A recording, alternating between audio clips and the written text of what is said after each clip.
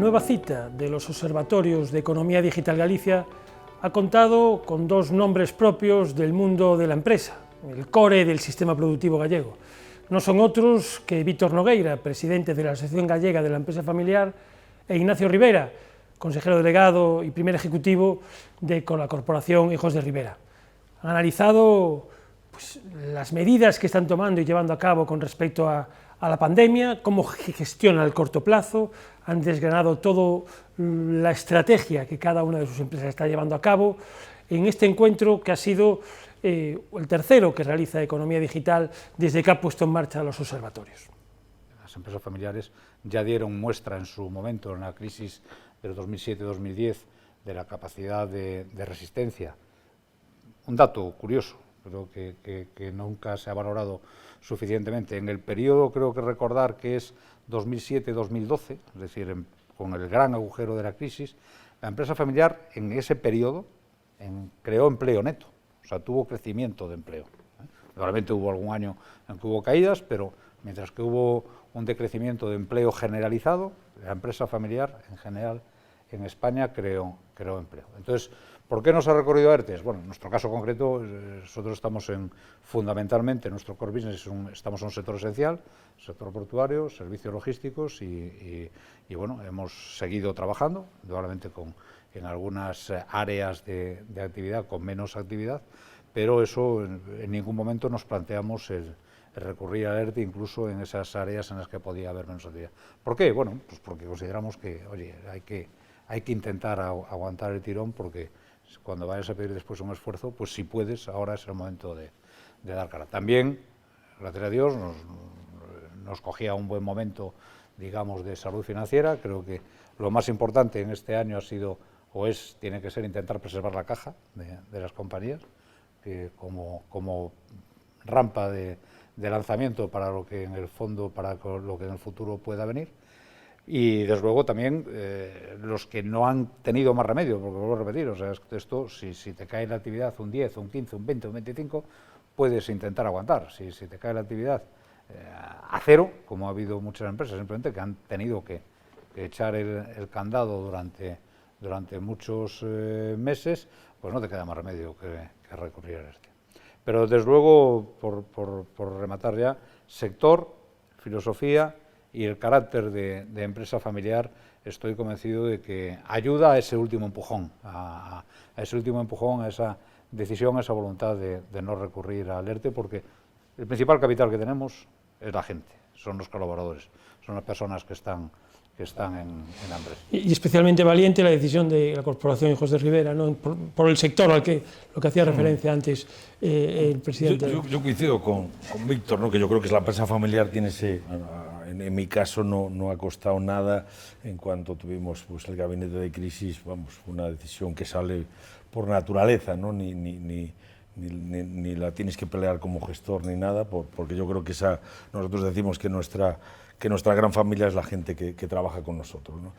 Y después en nuestro caso tocó de diferente forma, ¿no? Pues evidentemente la gente que trabajaba en el ámbito de los supermercados pues tenía mucho trabajo, la gente que trabajaba en los bares no tenía trabajo, la gente que trabajaba en el negocio de distribución pues dejó de trabajar porque ya no se podía hacer distribución, y la gente que estaba en las cervecerías nuestras pues tuvieron que cerrar, ¿no?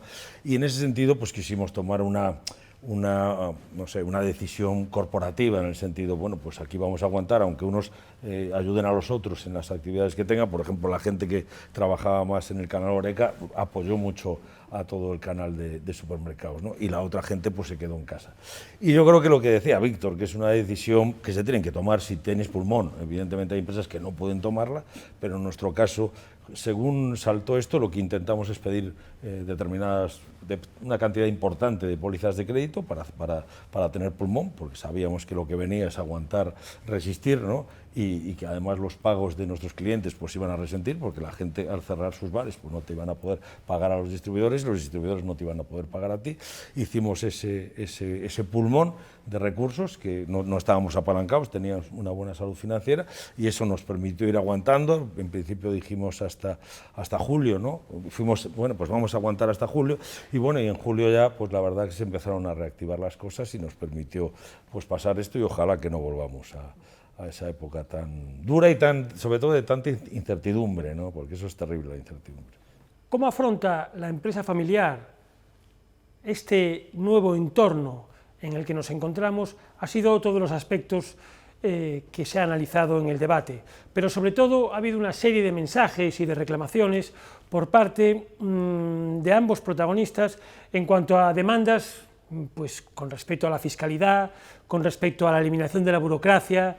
Han sido bastante claros a la hora de demandar de las administraciones un nuevo discurso, un nuevo relato para este tiempo que llega de esta normalidad, entre comillas, a la que se enfrentan las empresas.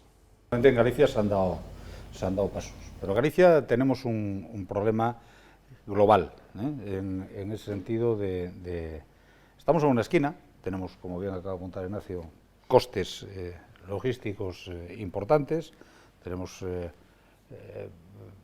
muy cerca alternativas de deslocalización, muy cerca, mucho más baratas que en Galicia. El tema de Portugal sigue ahí y va a seguir ahí. Y tenemos que ser fiscalmente competitivos. Nosotros no entendemos por qué tenemos que tener una fiscalidad en el impuesto de sociedades inferior a la del País Vasco, cuando al fin y al cabo me voy a encontrar con ellos. ¿Por qué tengo que tener una fiscalidad en impuestos de sucesiones, en el impuesto de patrimonio, peor que la de Madrid, si estoy compitiendo con empresas de Madrid? Porque eso, ¿se está produciendo deslocalizaciones? Sin duda. ¿Y va a seguir produciéndolas? Sin duda. Y ahí la asociación permanentemente hacemos una demanda firme y radical ante la Xunta, ante el gobierno de la Xunta, de que elimine el impuesto de sucesiones y de patrimonio dentro de sus ámbitos competenciales, sin duda. Y ante el gobierno de Madrid y el gobierno de España, que asimismo esos impuestos, que en algunos casos llegan a ser expropiatorios y que además en muchos casos son unos impuestos que no figuran en la mayor parte de los países europeos, son impuestos que van contra la creación de empresas. Y se ha demostrado, o sea, el éxito de Madrid, indudablemente, en cuanto a tasas de desempleo, en cuanto a tasas de riqueza, de crecimiento, es Madrid, es el centro de España, ¿no? Pero el tema fiscal tiene absoluta protagonismo. Indudablemente, Galicia tenemos problemas importantes, tenemos un problema demográfico importante, tenemos un problema de captación de inversión exterior, pero tenemos un problema fiscal. Y es que, además de todos esos problemas, unimos de que hay que ser fiscalmente competitivos y tenemos que crear una estructura. Yo se lo digo permanentemente a los responsables de la Xunta. Estoy deseando que me venga algún empresario de fuera de España a establecerse en Galicia, porque lo que estoy harto es de ver empresarios de Galicia que se van a otros sitios de España. Pero no consigo generar una corriente en ese sentido. De esto hay que mentalizarse, por encima de cualquier crítica que pueda haber, porque al final nos vamos a chocar con la realidad, y estos temas se pasan las oportunidades en ese sentido. Yo no puedo estar más de acuerdo, vamos, y en esto lo ha dicho, ¿no? Yo no conozco a ningún empresario de fuera de Galicia que se venga a Galicia y conozco a muchos empresarios que se van de Galicia. Yo creo que, por experiencias en otros países como Brasil, si tú inviertas en estados deslocalizados, te ayudan a instalarte en esos sitios. Y si quieres invertir en Sao Paulo, que es una urbe de 40 millones de habitantes, no te ayuda. Bueno, pues aquí lo hacemos al revés. Yo creo que siendo más radical, yo creo que no tener una igualdad fiscal es que Galicia debería tener ventajas fiscales, no desventajas. Y en este caso Galicia tiene desventajas estando deslocalizada, ¿no? Y yo una frase que siempre digo, los gallegos tenemos derechos a morirnos en nuestra tierra, ¿no? Y que es una vergüenza pues que no haya derecho a morirte, porque evidentemente si te mueres aquí, pues pagas un 20%, y si te mueres en Madrid, no. Pues bueno, ¿quién se va a morir aquí? Es estúpido esa desigualdad. Yo creo que es una asignatura pendiente que desde luego desde la asociación todos, y yo creo que todos los empresarios familiares, y si hablamos de empresa familiar, pues también hay connotaciones de generaciones, que eso sí que gracias a Dios ha cambiado esa ley, ¿no? Porque con las generaciones, como se iba atomizando el capital, ibas perdiendo determinadas ventajas, ¿no? Era como si la empresa no fuese familiar, que eso sí que la verdad ha habido una corrección.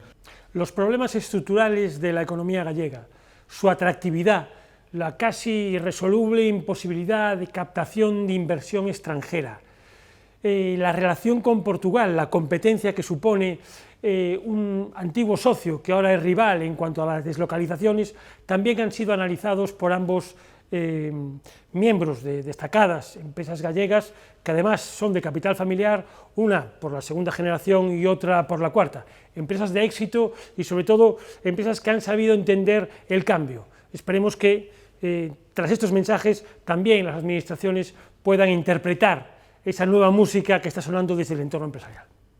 O sea, yo creo que los problemas del envejecimiento de la población es un problema europeo, tampoco es un problema gallego, en Galicia es más agudo, pero tú ves que hay gente que está resucitando y dentro de España, por lo que hablábamos antes, o Madrid o determinadas comunidades están resucitando. Ahora se está, pues toda la crisis de Cataluña, ¿cuántas empresas se han instalado en Andalucía? Y cuántas, bueno, porque se está moviendo. Y el que no se mueve, desde luego que la gente que se mueve a un sitio pues, que intenta estar mejor. Y si montas un tema, pues todo el tema de digital, pues yo creo que hay plataformas digitales, hay proyectos digitales. Yo el otro día estuve viendo un proyecto digital de fabricación de motos eléctricas maravilloso, que además tiene capital en parte gallego, y bueno, pues estas personas me decían, coño, nuestra ilusión es montar que ahora compran las motos en China, nos encantaría montar una fábrica de motos en Galicia. Pues chico, pues es que tienes que montarla, porque a lo mejor montas una empresa de motos eléctricas europea.